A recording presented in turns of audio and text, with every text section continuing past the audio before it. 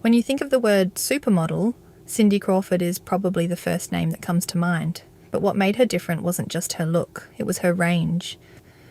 She didn't just succeed in fashion, she became something bigger, the first model to truly bridge the gap between high fashion and global fame. Cindy's story starts far from the runways of Paris. She was an exceptional student as valedictorian of her class in the small town of DeKalb, Illinois, and at 16 a local photographer spotted her while she was working a summer job.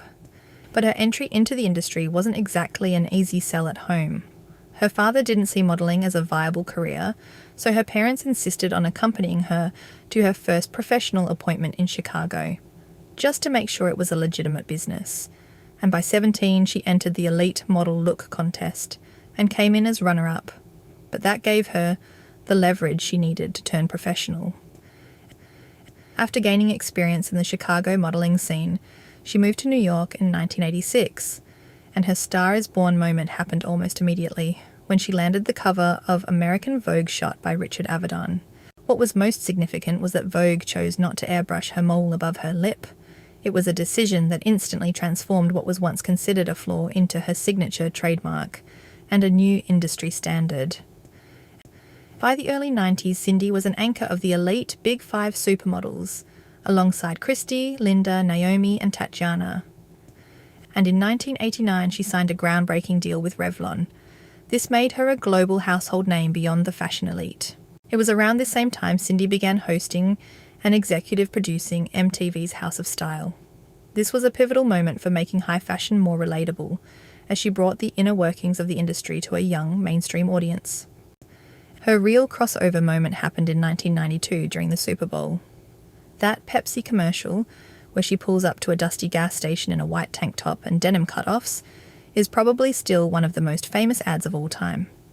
It made her relatable as she wasn't an untouchable figure in a magazine. She was the girl next door who happened to be a superstar. But don't let the commercial success fool you. Cindy was also a powerhouse on the runway. She was a fixture in New York, Milan, and Paris, walking for every major designer of the era. She was a muse for multiple designers and worked with the greatest photographers in history like Herb Ritts. Cindy could go from selling soda to walking a runway show without missing a beat. She represented a very specific aesthetic that was more athletic, curvy, and all-American. Unlike the detached, robotic walks we often see today, Cindy's walk was characterized by a confident, rhythmic stride and a radiant smile that connected directly with the audience. What's most impressive is her longevity. Cindy was one of the first models to treat herself like a business. Her career tips are famously pragmatic. Show up on time, be ready to work, and be a good team player. She viewed herself as a professional partner to designers, not just a subject. It is this mindset that led to her incredible success. Her skincare line, Meaningful Beauty, pioneered the direct-to-consumer model and grew into a $400 million brand. Cindy never officially retired, but she did make a strategic shift in 2000. After dominating the industry for 20 years, she stepped back from full-time modelling. In 1998, she married entrepreneur Randy Gerber and had 2 children, so her focus shifted to her family and her business portfolio. She stopped the grueling travel of runway seasons, only appearing in projects that truly excited her, like the 2025 cover shoot for Harper's Bazaar France that paid homage to her 90s roots.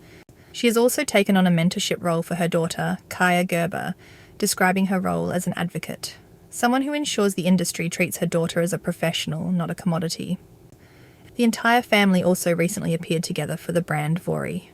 Unlike traditional endorsements, Cindy, Randy, Kaya and Presley have joined Vori as creative, strategic and financial partners.